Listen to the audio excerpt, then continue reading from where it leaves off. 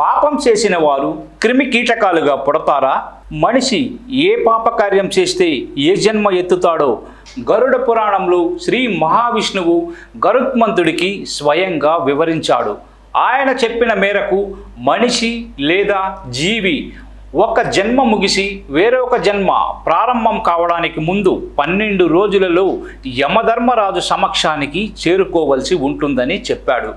మార్గంలో తన కోసం తిలోదకాలను పిండ ప్రదానాలను చేసిన వారి దయ వల్ల వాటినే తింటూ ఉండాలి, త్రాగుతూ ఉండాలి.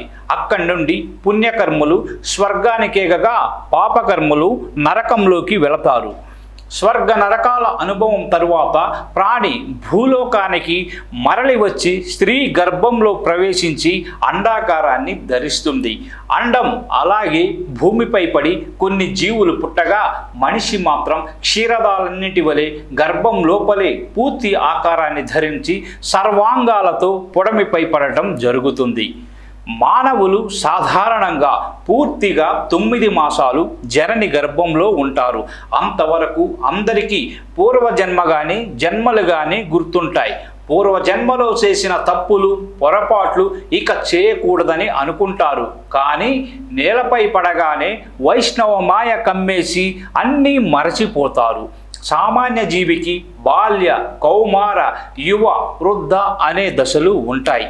మరణ మృత్యువు కబలించడం, జనన మరణ చక్రం పరిభ్రమించడం జరుగుతాయి.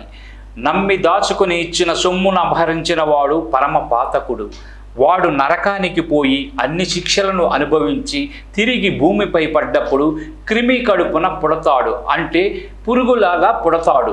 ఈర్ష్యాలుగు కూడా ఆ నరకానికే పోతాడు, అంటే ఈర్ష్య ద్వేషాలు ఉన్నవారు కూడా నరకానికే పోతారు. కానీ మరలా భూమిపై పడ్డప్పుడు వారు రాక్షసి గర్భంలో పుడతారు. విశ్వాసఘాతకుడు నరకము నుండి వచ్చి చేప కడుపున పుడతాడు.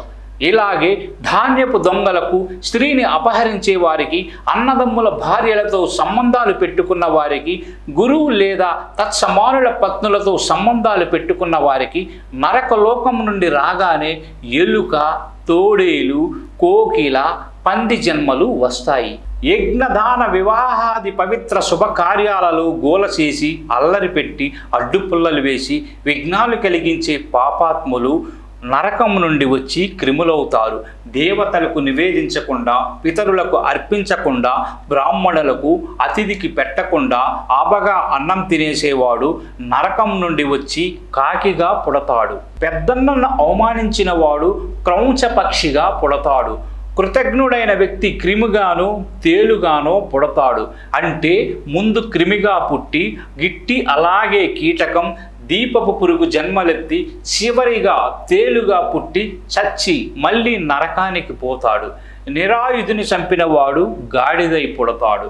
స్త్రీలను, బాలులను చంపినవాడు క్రిమిగాను, అన్నం దొంగ పిల్లిగాను, భోజనం దొంగ ఈగగాను, నువ్వుల దొంగ ఎలుకగాను, నేతి దొంగ ముంగీసగా, మాంసం దొంగ కాకిగాను, తేనె దొంగ అడవి ఈగగాను, అప్పాల దొంగ పురుగుగాను, నీటి దొంగ కాకిగాను, కర్రల దొంగ హరిల పిట్టగాను, అగ్నిచోరుడు కొంగగాను, కూరల దొంగ నెమలిగాను, కుందేలును దొంగిలించిన వాడు కుందేలుగాను, కలల దొంగ నపుంచుకునిగాను, పూల దొంగ దరిద్రునిగాను జన్మిస్తారు.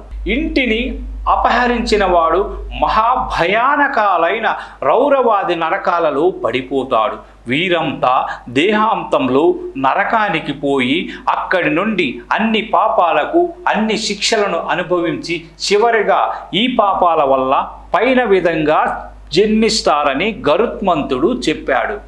ప్రాణుల పట్ల దయ చూపిస్తూ చక్కగా, చల్లగా, మంచిగా అందరితోనూ మాట్లాడుతూ పరలోక దృష్టితోనైనా సాత్వికానుష్ఠాన, సత్కార్య నిష్పాదన, సత్యధర్మ పాలన చేస్తూ ఇతరుల హిత చింతనను, ముక్తి సాధేచ్ఛనను, వేద ప్రమాణ బుద్ధిని కలిగి ఉండి గురువులను, పెద్దలను, దేవర్షులను, సిద్ధులను సేవిస్తూ సాధుజనులు చేసిన నియమాలను పాటించి జీవించిన వారే స్వర్గానికి వెళ్ళగలరు. మరల భువికి మరలినప్పుడు ఉత్తమ జన్మ పొందగలరు.